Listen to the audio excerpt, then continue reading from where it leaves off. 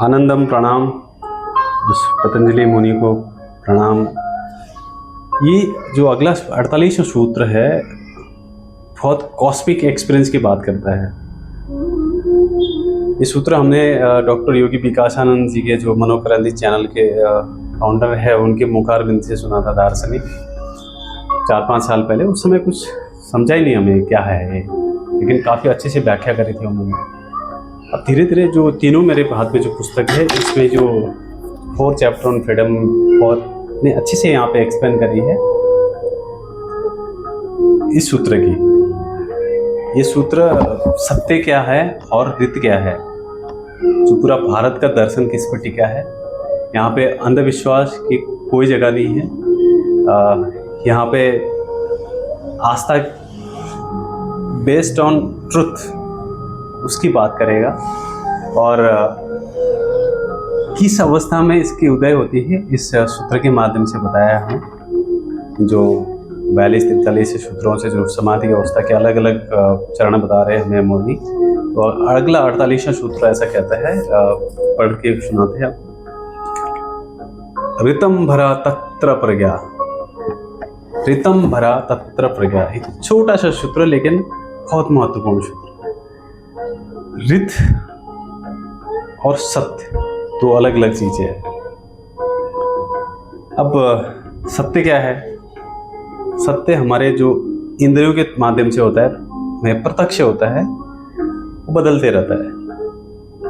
वो जो मेरे लिए एक सत्य है किसी और के लिए कुछ और सत्य है। जैसे एक स्त्री है वो किसी की माँ है वो भी सच है, किसी की वो पत्नी है वो भी सच है, किसी की प्रियसी है वो भी सच है, किसी की बेटी है वो भी सच है, किसी देश की राष्ट्रपति है, प्रधानमंत्री है, वो भी सच है।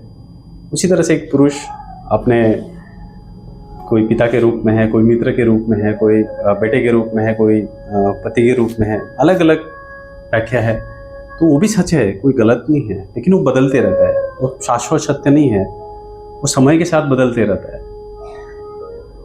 लेकिन जो रित है वो पहले भी था, आज भी है और आगे भी रहेगा। ये सूत्र का कोर है। ऋतम भरा तत्र प्रज्ञा। ऋतम भरा मतलब सत्य को धारण करने वाला, तत्र मतलब वहाँ उस अध्यात्म प्रसाद की अवस्था में, जो 47 सूत्र में बताया था, तत्र आध्यात्म प्रसाद, उस अवस्था में प्रज्ञा, जब बुद्धि का अंतर्दृष्टि होता है, इंट्यूशन विजडम प्राप्त होता है, उसे ऋतम भरा तत्र प्रज्ञा कहते हैं। समाधि की उस अवस्था में बुद्धि का उदय जब होते हैं तो ऋतम भरा प्रज्ञा कहते हैं। ऋतम ये सामान्य बुद्धि से कैसे अलग है, इसके लिए टेस्टिमोनियल है। जैसे हमारे सामान्य बुद्धि एक तर्क दिखाएगा, लॉजिक दिखाएगा, अनुमान लगाएगा, लेकिन यहाँ पे गलती की संभावना बनी रहती है। लेकिन जब ऋत की बात आती है, प्रज्ञा की बात आती है, तो वो स्वादन किया उसने आत्मसात किया है, उसने आत्म साक्षात्कार किया है। वो उस बिंदु पे जा पहुंचा है, उस प्रकृति लयानाम हो चुका है। तो वहाँ पे कोई भी डिस्ट्रैक्शन की, कोई भी भ्रम की, कोई भी संशय की, झूठ की कोई अवस्था नहीं रह जाती है। यही ऋतम भरा तत्र प्रज्ञा की यहाँ पे बात होती है। जैसे यहाँ पे एक आदि शंकराचार्य जी का कोट याद आ रहा है मुझे। वो कहते थे कि ब्रह्मम सत्यम जगत मिथ्या जीवो ब्रह्मैव नापरा। ये सब जगत मिथ्या है। उनके अनुसार ये जगत सिर्फ रिमोट है, उनको हम कठपुतलियों की तरह व्यवहार कर रहे हैं। ऋतम भरा प्रज्ञा वो है जब दृष्टा शेयर बन जाता है, ये योगी दृष्टा वो बन जाता है। जैसे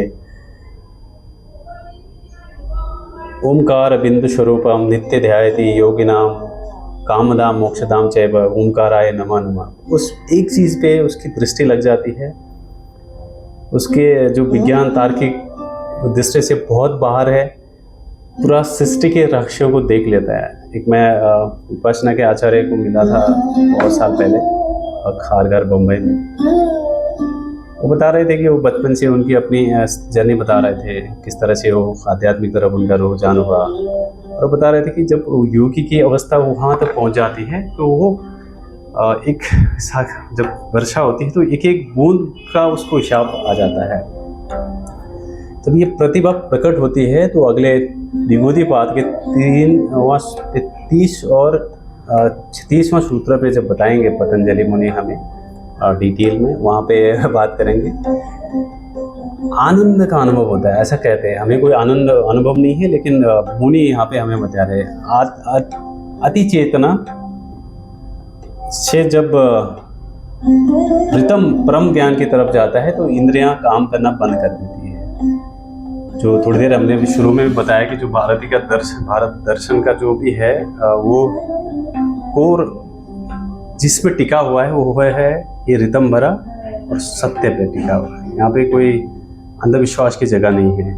आस्था भी है तो वो बेस्ड ऑन ट्रू एक्सपीरियंस, विज्ञान पे टिका हुआ है। भारतीय दर्शन के अनुसार यहाँ पे न कोई सृष्टि करता है न कोई संहार करता है। जब सृष्टि करता ही नहीं है तो उत्पन्न कौन करेगा और उसका विनाश कौन करेगा? ये फिर कैसे कोई चीज़ों पे वो चीज़ें कर सकता है? पदार्थ और ऊर्जा के नाम पर परिवर्तन से जब गुजरता है, जो भी पदार्थ और ऊर्जा के नाम पे परिवर्तन से गुजरता है, उस अनुभव को केवल और केवल उस स्टेट को और केवल आध्यात्म के थ्रू उसको सेल्फ रियलाइजेशन किया जा सकता है। ये कोई विज्ञान के अंदर नहीं है, कोई ये किसी पुराण के अंदर नहीं है। ये आपको प्रत्यक्ष अनुभव करना होगा। जैसे ऐसा कहते हैं कि ध्वनि जब अपनी सर्वोच्चम अवस्था में जाती है, पूरा कंपन पैदा करके वो शून्य हो जाती है, एक शून्य पहुंच जाती है। ठीक उसी तरह से जब प्रकाश अपने पूर्ण प्रकाश दे देता है तो उसके बाद फिर वो भी एक अंधकार में बदल जाता है, शून्य हो जाता है। तो ये ब्रह्मांड की रचना है, ये ब्रह्मांड की विशालता है। यही उस स्टेज को पहुंचने के लिए, वहीं पे मैं पहुंचाने के लिए हमें मुनि इन सूत्रों के माध्यम से हमें मार्गदर्शक कर रहे। आपको ये हमारा छोटा सा प्रयास कैसा लग रहा है? हमें यहाँ पर अवश्य अपनी प्रतिक्रिया दें, शेयर सब्सक्राइब और लाइक कमेंट करके हमें अपना प्यार देते रहिए। अगले 49 सूत्र में मिलेंगे। धन्यवाद। आनंदम प्रणाम। ये दोनों किताबें बहुत गहरी लगी मुझे। आप बिल्कुल अवश्य देखिए, इनको पढ़िए। धन्यवाद।